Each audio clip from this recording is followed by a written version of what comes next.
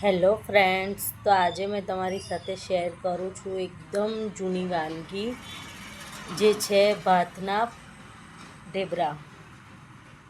આ એકદમ જૂની રેસીપી છે જે મારા બા બનાવતા હતા જ્યારે મેં વેકેશનમાં જતા હતા ત્યારે.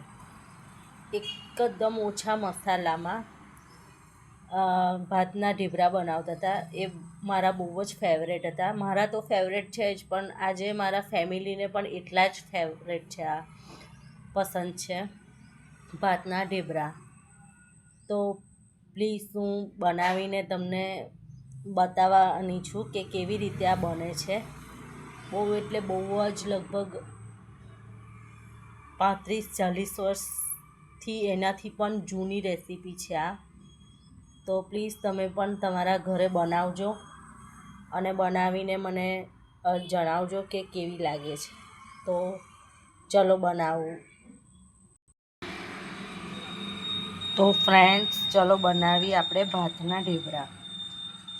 તો ભાતના ઢેબરા માટે મેં ભાત લઈ લીધો છે. તમે ખીચડી હોય તો ખીચડી પણ લઈ શકો છો. અને એની અંદર થોડો હાથથી એકદમ મસળીને અજમો નાખીશું થોડો. હવે એની અંદર લસણની ચટણી નાખીશું. હવે એની અંદર મીઠું નાખીશું.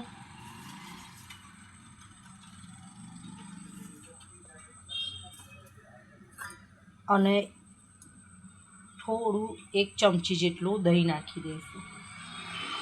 જેટલી તમને ખટાશ જોઈએ એ પ્રમાણે નાખી શકો છો દહીં તમે.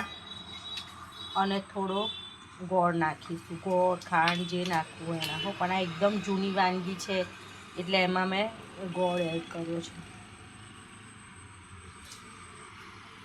આ બધાને સારી રીતે મિક્સ કરી દઈશું.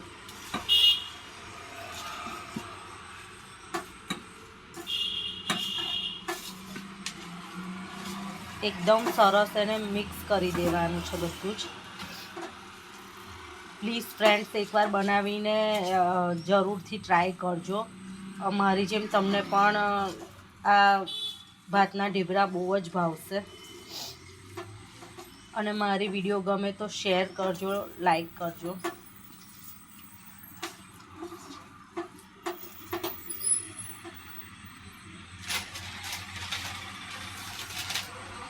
હવે એની અંદર આપણે નાખીશું બાજરીનો લોટ. બહુ બાજરીનો લોટ નથી નાખવાનો, થોડો ભાત વધારે રહે એવી રીતે નાખવાનો છે.